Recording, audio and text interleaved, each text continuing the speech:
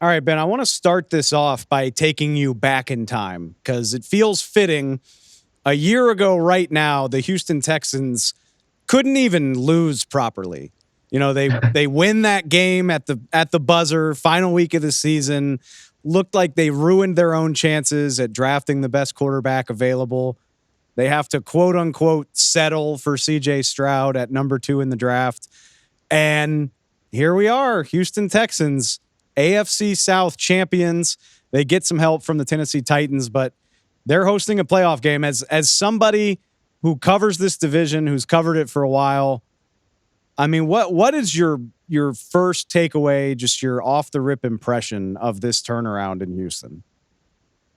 Yeah, first impression is just wow, right? Like I think I'm not alone in this. I think you would probably maybe put yourself in this camp, Dave, and a lot of other NFL fans out there would be in our camp too, just in that like no one could have imagined that the Texans would be in this situation, right? Obviously, the hope is they get the right guy as a coach and get a good quarterback. But even with those two things, people expected maybe 2-3 years down the road for them to truly be competitive, to be a contender. Like I saw a lot of preseason like win total projections of around like I want to say like six wins, 5-6 wins, some seven. Some people said 7 wins.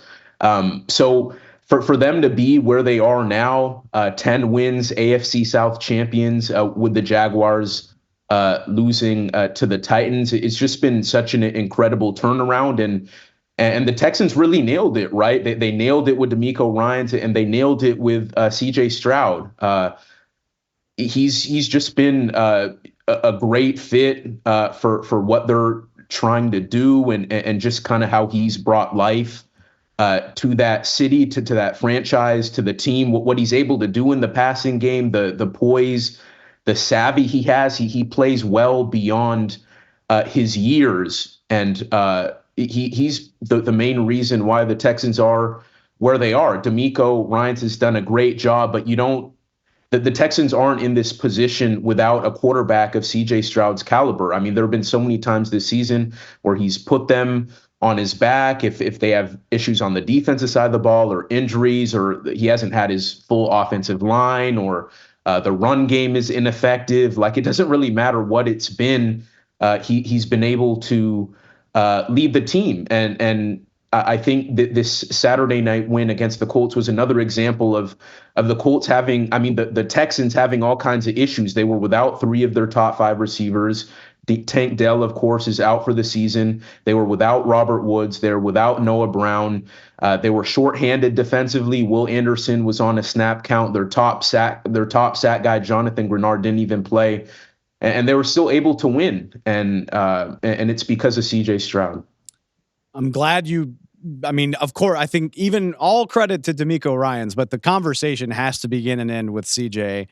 And I can't help but think of this. Look, I mean, the Texans are going to host the Cleveland Browns in the wild card round. We'll get to that matchup later in the week.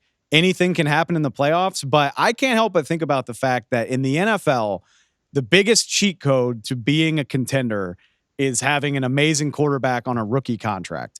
And now, Yeah. you know, even with the trade for the pick that got Will Anderson, the Texans still have a first round pick from Cleveland because of the Deshaun Watson trade. So they still have a first round pick. They're going to have a boatload of cap space. I mean, I'm getting ahead of myself, but how bright does the future look here for the Houston Texans over the next 3 to 5 years?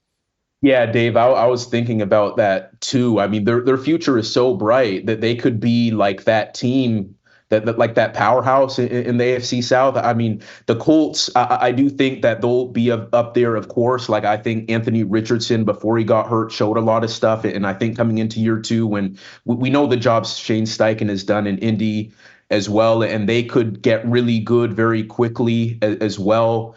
The Jags, you're just not so sure about them right now with the way they collapsed at the end of this 2023 season, and the Titans are much further behind.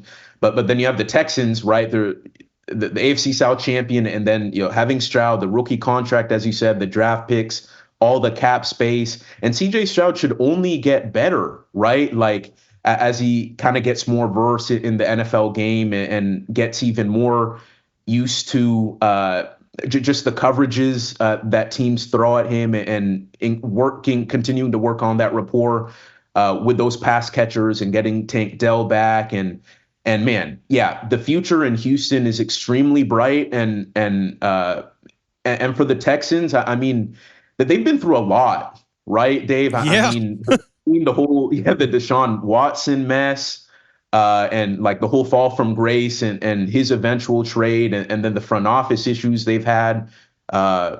So for them to be in this situation now, I mean, of all the teams in the division, that I would say they have the brightest future. So I would say brighter days are definitely coming for the Texans. Well, I mean, they have good days right now, right? No. You're totally right. Like the present is bright.